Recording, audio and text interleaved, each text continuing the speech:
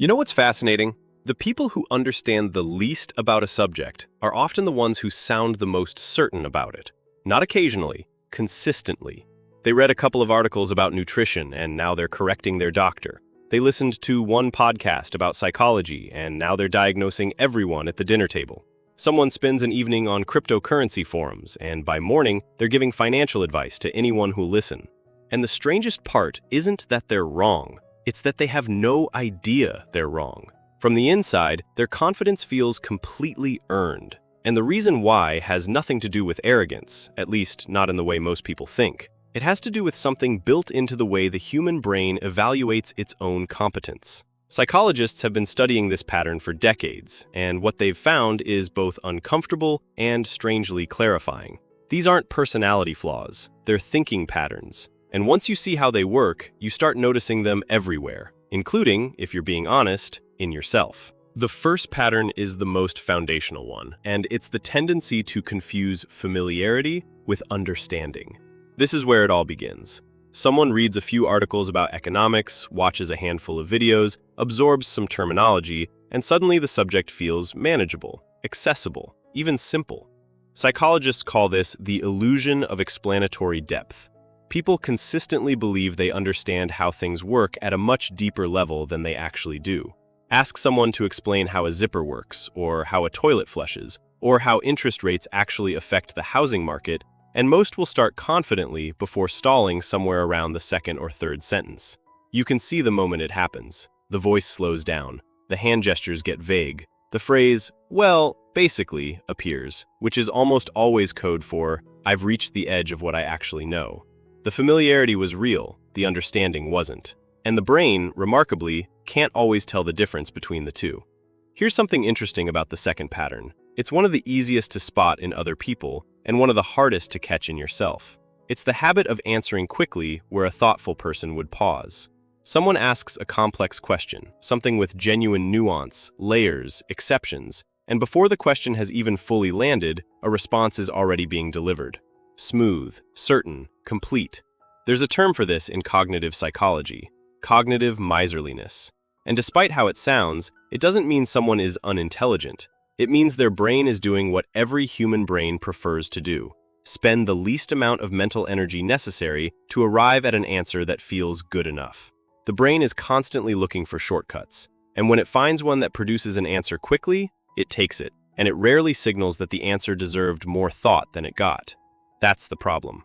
Fast answers and good answers are often very different things, and in most social contexts, the speed of a response gets mistaken for the quality of one. The person who pauses, who says, "Let me think about that," who lets 5 seconds of silence sit in the room before speaking, they often come across as less sure. Meanwhile, the person who fired back instantly sounds like they knew all along. The irony is that the pause is almost always the better signal, but it never looks as impressive. There's a third pattern that operates almost invisibly, and it's the habit of treating every subject as though it has a simple answer. This is one of the clearest markers of overconfidence in understanding. The economy? Just print less money. Mental health? Just think positively. Geopolitics? Just stop fighting. You've heard these. You might have even said some of them at one point. These answers share something in common. They treat enormously complex systems as though they have one-step solutions. And they feel satisfying precisely because they eliminate uncertainty, which is exactly what makes them unreliable. Real understanding almost always involves holding competing ideas, acknowledging trade-offs, and sitting with the discomfort of not having a clean resolution. The person who consistently reduces complexity to bumper sticker conclusions isn't simplifying, they're skipping. And the worst part is that skipping feels efficient. It feels like cutting through the noise. It feels like clarity, which is why it's so hard to recognize from the inside. Now here's something that's easy to miss about these first 3 patterns. None of them feel like ignorance to the person experiencing them. That's the entire mechanism. The person confusing familiarity with expertise doesn't feel confused. The person answering too quickly doesn't feel rushed. The person oversimplifying doesn't feel like they're missing anything. And that internal invisibility is what makes this particular brand of overconfidence so resistant to correction. You can't fix what you genuinely can't feel. If the first 3 patterns are about how overconfidence forms, the fourth is about how it protects itself. It's a specific kind of resistance to being wrong. Everyone struggles with this to some degree. Nobody enjoys being corrected. But in people who overestimate their understanding, it takes a particular shape. They don't just dislike being corrected. They interpret correction as something closer to a personal attack. In psychology, this process has a name: identity protective cognition. It's what happens when a belief becomes so fused with a person's sense of self that questioning the idea feels identical to questioning the person holding it. And so, the mind defends. It deflects. It generates counter-arguments before the other person has even finished their sentence. You've watched this happen. Someone presents a fact that clearly contradicts what another person just said, and instead of pausing to consider it, the response is immediate, emotional, and has nothing to do with the evidence that was just offered. It's an intellectual immune system, and like the biological one, it doesn't distinguish between what's harmful and what's helpful. It just rejects foreign material on contact. Consider the fifth pattern for a moment, because you've almost certainly watched it happen in real time. It's the habit of speaking with authority on subjects someone has barely studied. They spent an afternoon reading about quantum physics, and now they're explaining it at dinner with the confidence of someone who's published papers on the topic. They watched one documentary about the criminal justice system, and they've already drafted their reform plan in their head. There's a window early in learning that researchers call the beginner's bubble, the brief period where confidence peaks precisely because the person hasn't yet encountered the complexity of the subject. They've seen just enough to feel like they've seen the whole picture. And here's what makes it so tricky. Their certainty is completely sincere. They're not performing confidence. They genuinely feel it, which is, in many ways, the hardest kind of overconfidence to argue with. You can reason with someone who knows they're guessing. You can't easily reason with someone who doesn't realize they are. The sixth pattern runs through almost every example we've covered so far, even though it's rarely named directly. It's the tendency to evaluate information based on how it makes them feel, rather than what it actually contains. There's a well-documented mental shortcut called the affect heuristic, and it works like this. A claim that feels reassuring gets accepted. A claim that feels threatening gets dismissed. The content becomes secondary to the sensation. You see this constantly in how people engage with news, with science, with health advice, with financial predictions. The operating question isn't, is this true? It's, does this feel right? And for someone already sitting inside an inflated sense of their own understanding, almost everything that confirms their position feels right, and almost everything that challenges it feels suspicious. The emotional verdict arrives first. The reasoning shows up afterward, not to evaluate the conclusion, but to justify it.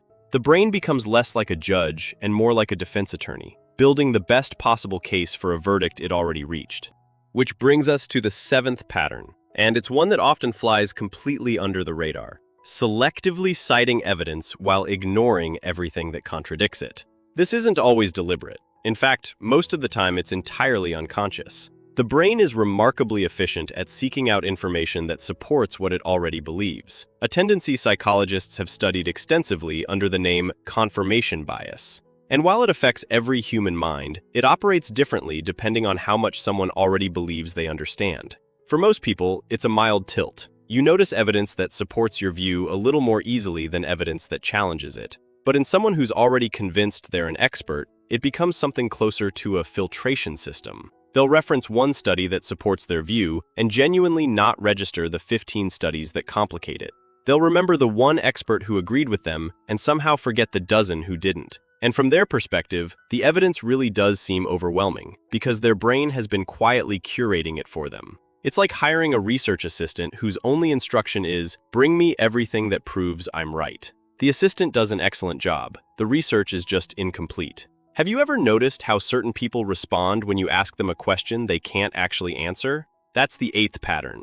Instead of saying, I don't know, they redirect, they deflect, they change the subject entirely, or they answer a completely different question with the same level of confidence, hoping nobody notices the swap. There's a name for this move, strategic topic shifting, and it's remarkably effective in casual conversation. Most people don't catch it when their question has been dodged, especially if the substitute answer is delivered smoothly enough. The person doing the dodging may not even be fully aware of it. Their brain has simply learned over time that the discomfort of admitting uncertainty is worse than the social risk of answering the wrong question convincingly, and so they keep talking. And the more confidently they talk, the less likely anyone is to circle back and realize that the original question never actually got answered. It's a magic trick, essentially, misdirection dressed up as expertise. The ninth pattern is a particularly revealing one, and it only becomes visible when you press. It's the inability to explain their own reasoning when challenged. You've seen this happen in conversation. Someone makes a strong claim. You ask them how they arrived at it. And instead of walking you through the steps, something shifts. Their voice gets slightly louder. The explanation doesn't get deeper, it gets wider, pulling in vague appeals to common sense or phrases like, "Everyone knows this," or "It's just obvious." Ask someone who genuinely understands a subject to walk you through their thinking, and they can do it. They'll show you the assumptions, the places where they weighed one explanation against another, the spots where they almost went a different direction. Ask someone who merely feels like they understand, and the response collapses almost immediately. What they won't do is reconstruct the actual reasoning, because the reasoning was never fully constructed in the first place. The conclusion arrived first. The feeling of certainty filled in the rest. The brain is doing something cognitive scientists describe as post-hoc rationalization, generating justifications for positions it arrived at emotionally rather than analytically. The arguments aren't the foundation of the belief. They're the scaffolding, built after the building is already standing, designed to make the structure look more solid than it actually is. And the 10th pattern, the one that ties everything else together, is the absence of genuine curiosity about whether they might be wrong. This is the deepest marker, and in many ways the saddest one. A person with real understanding carries a quiet awareness that their knowledge has edges, borders, places where it thins out and gives way to guesswork. They've been wrong before. They remember what that felt like. The brief sting of realizing the thing they were so sure about was built on sand. And that memory, uncomfortable as it is, keeps something open in them. A willingness to reconsider, a reflex to double-check. A person who consistently overestimates their understanding doesn't carry that awareness. Their relationship with their own beliefs is frictionless. Nothing internally prompts them to pause, to reconsider, to ask, "What am I missing here?" And it's that absence, more than any single mistake or any individual blind spot, that keeps the entire cycle running. Curiosity is the one thing that could interrupt every pattern on this list. And it's the one thing these patterns consistently prevent from showing up. Here's what all of this comes down to.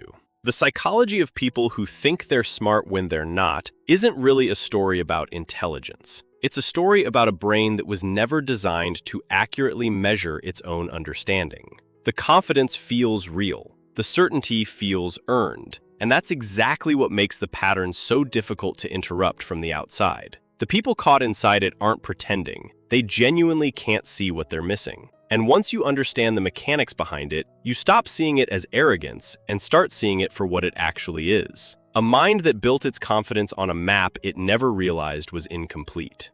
Which of these 10 patterns have you noticed the most in the people around you? Let me know in the comments.